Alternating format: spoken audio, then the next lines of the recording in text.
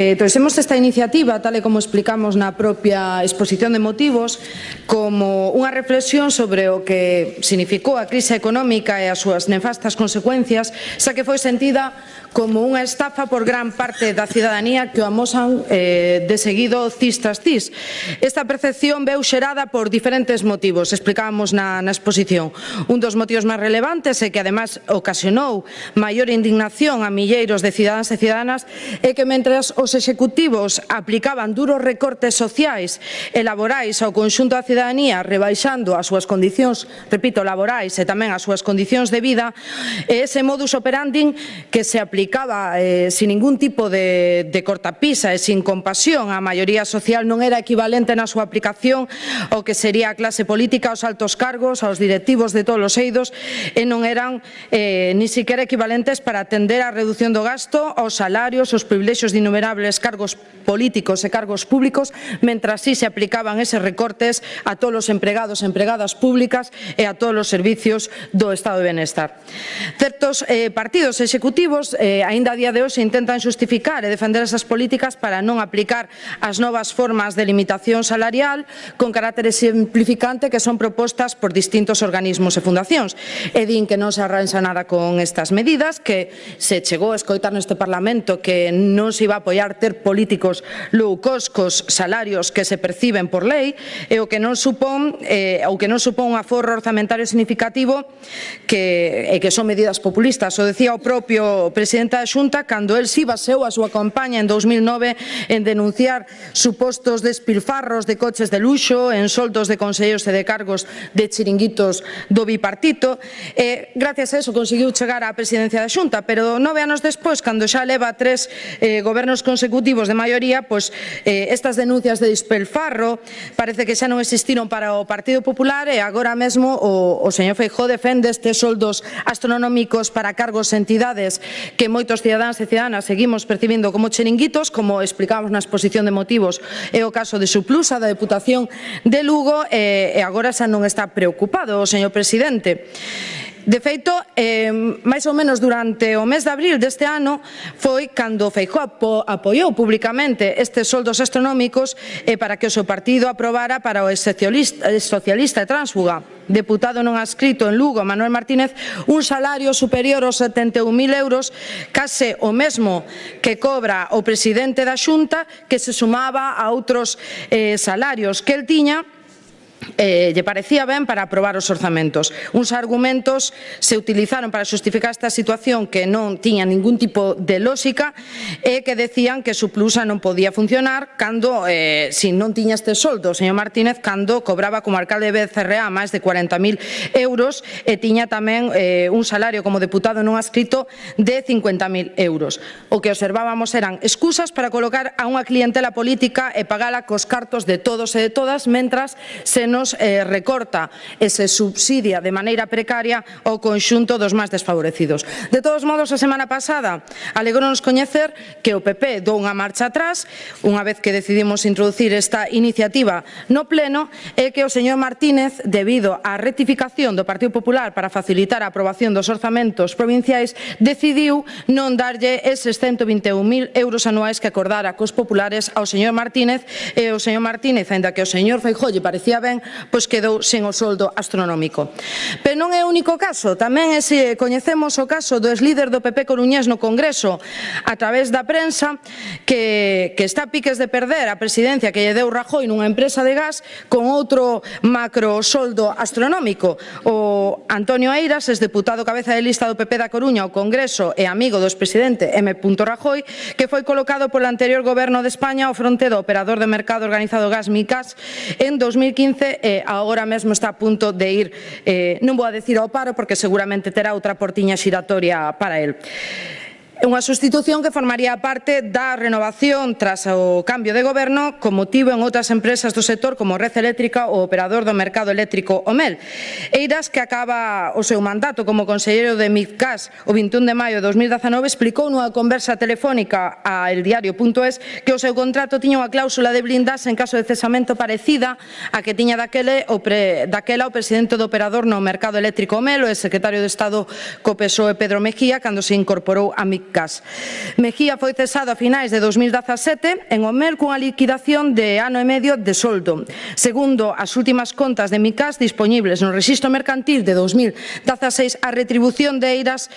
ese exercicio contando variables medrou un 17,5% ata 426.000 euros. Unha cifra recollida na partida de soldos do Consello de Administración da empresa, que inclúe a retribución do presidente. É unha cantidade absolutamente escandalosa. E, ademais, tendo en conta que o señor Eiras, despois de 4 anos á fronte de MICCAS, recibeu moitas máis críticas que eloxios. Daquela o ministro de Enerxía, Álvaro Nadal, do propio Partido Popular, do seu propio partido, chegou a sinalar directamente a MICCAS en xaneiro de 2017 como un dos responsables dun episodio dunha forte subida da luz derivado dun encarecemento do gas para abastecer as centrais do ciclo combinado que queiman gas en plena onda de frío. Isto non é máis que un exemplo, incluído o informe durísimo da Comisión Nacional dos Mercados e da Competencia, que é un organismo público que criticou os gastos elevadísimos de persoal e de distintas cuestións de MICCAS, incluso falou da compra dun vehículo en 2015 para este señor adquirido por 61.440 euros,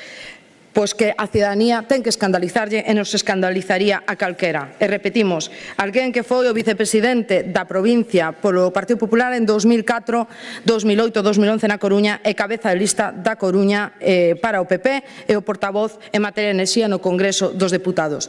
Os soldos dos políticos e dos altos cargos navegan deste xeito entre a opacidade e a incoherencia e ese é o gran problema. Non se quere dar o debate ou non se quere dar un debate público, serio e riguroso e o que se fai é un debate terriblemente escaso sobre os soldos dos políticos e dos altos cargos das administracións públicas. Están por unha banda as voces minoritarias, pero que dende o noso grupo compartimos, reclamando unha mellor retribución dos nosos cargos públicos, pero para atraer aos mellores profesionais para acometer as grandes reformas e transformacións para o noso Estado e para o noso país, e despois está por outra banda o cabreo polo moito que cobramos a clase política e os innumerables privilexios que se disfrutan frente ao común da cidadanía a cal se lle exixen uns sacrificios que son inhumanos. Isto ocorre e existe tamén porque hai unha pésima percepción pola corrupción que se sinte e percibe como xeralizada entre a clase política,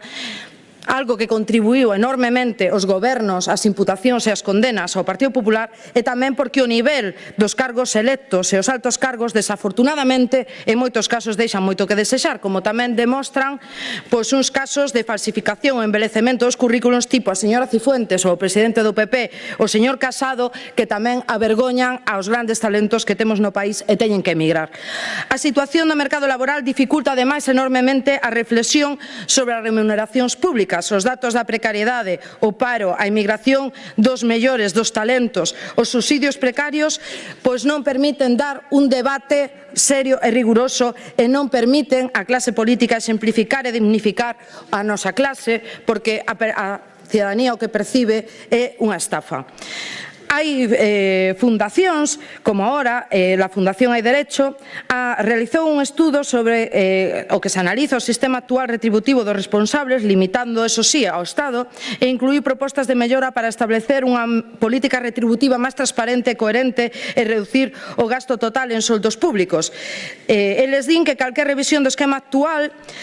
salarial actual, non pode plantexarse de xeito illado, senón que debe abordarse dentro dun amplo conxunto de reformas. Mellora da democracia interna dos partidos políticos, profesionalización dos postos directivos dos entes públicos, donde se inclúan procesos transparentes e competitivos capaces de garantir os principios de mérito e capacidade, a despolitización dos órganos de goberno das entes reguladoras e supervisoras, a rendición de contas e, por suposto, e principalmente, a loita contra a corrupción.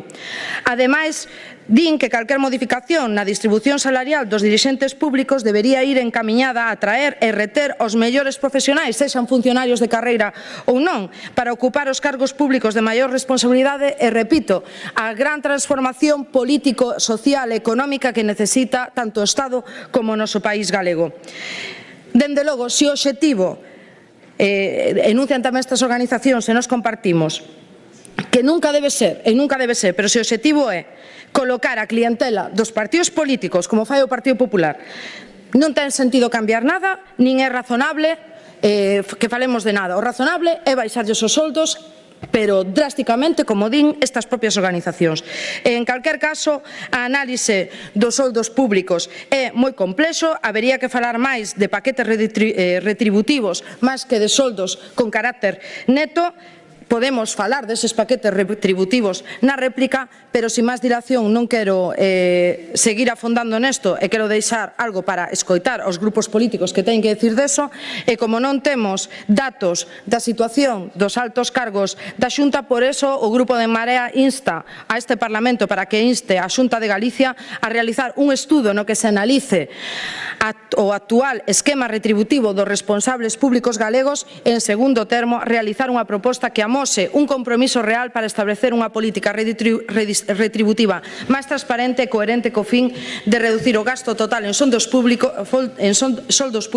e, sobre todo, para que empecemos a dignificar a clase política, a actividade política e que a cidadanía non siga avergoñándose dos políticos que teñen enfrente. Moitas grazas. Gracias, señora Santos.